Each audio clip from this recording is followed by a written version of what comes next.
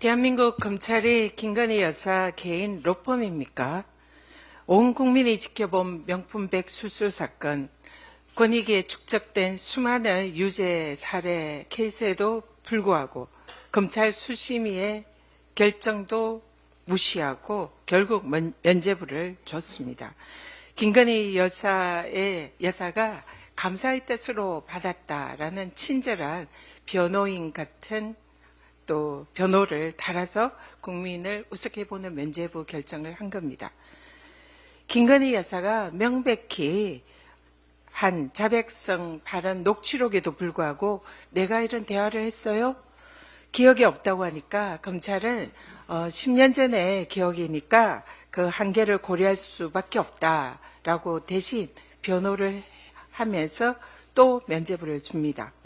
김건희 씨는 주식을 잘 모르니까 주가 조작범들이 계좌를 활용하고 모녀에게 23억 원을 벌게 해줬다라는 검찰의 황당한 변호는 나도 계좌를 활용당하고 싶다라는 국민들의 자조 섞인 그런 조롱을 받는 신세가 되었습니다.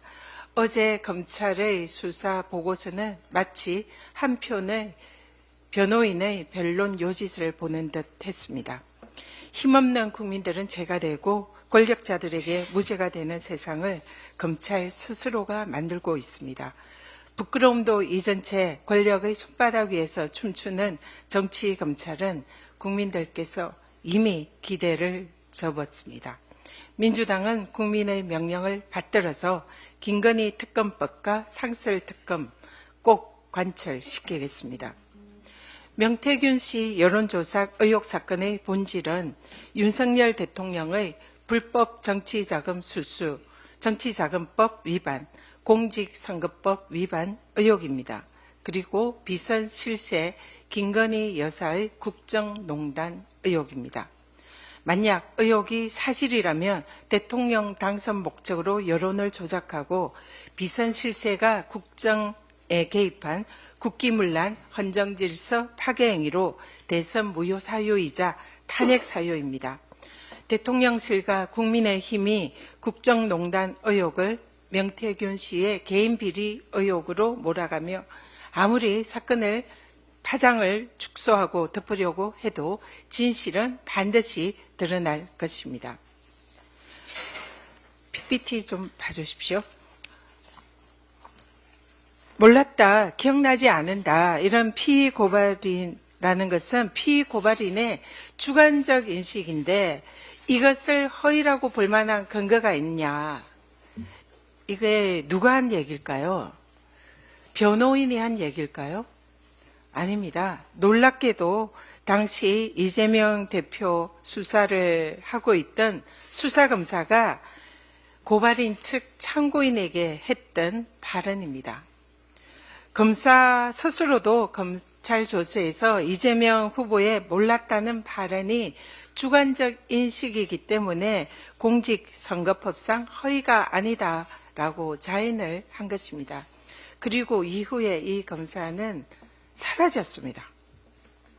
네, 공직선거법에 보면 규정이 후보자의 개인적인 프로필 사항이나 그리고 행위 이것을 한정적으로 열거를 하고 있습니다. 그래서 이 몰랐다라는 주관적인 인식은 공직선거법상의 행위에 해당하지 않기 때문에 구성요건에서 제외가 됩니다. 즉 죄가 되지 않는다 그런 얘기입니다. 또 대법원 판례도 보면 공직선거 후보가 토론 과정에서 한 발언을 이유로 허위사실 공표죄로 처벌하는 것은 신중해야 된다. 일방적으로 그리고 적극적으로 허위사실을 표방하는 그런 게 아닌 한 처벌할 수 없다라고 판례가 적시를 하고 있습니다. 방송 토론회에서 김문기를 개인적으로 좀 아십니까? 라는 앵커의 발언에 모른다라고 한 발언은 이 대법원 판례에 의해서도 일방적이고 적극적으로 허위사실을 표명한 것이 아니기 때문에 허위사실로 처벌할 수 없다라는 것은 너무나 명백합니다. 자, 수사 검사도 이것은 허위사실이 아니다라고 사실상 인정을 했습니다. 그리고 공직선거법 규정, 대법원 판례에 의해서도 이재명 대표의 무죄 사실을 명확하게 증명하고 있습니다. 그런데도 검찰은 이재명 대표에게 징역 2년이라는 중형을 구형했습니다. 이는 윤석열 대통령 정적인 이재명 대표 죽이기에 나선 정치검찰의 정치 탄압이다, 이렇게 볼 수밖에 없습니다. 김만배와 개인적인 친분이 없다라고 윤석열 대통령이 선거에 얘기했죠. 그거랑 이재명 후보가 김문기를 개인적으로 모른다라고 한 발언, 도대체 뭐가 다릅니까? 그런데 검찰은 윤석열 후보에 대해서는 불기소했습니다. 이재명 대표에게는 2년을 구형했습니다. 자, 국민 여러분, 이 정치검찰의 이중잣대 어떻게 보십니까? 이제 국민들께서는 정치검찰 해체해야 한다라고 말씀하고 계십니다. 민주당은 국민의 명령에 충실히 따르겠습니다. 이상입니다.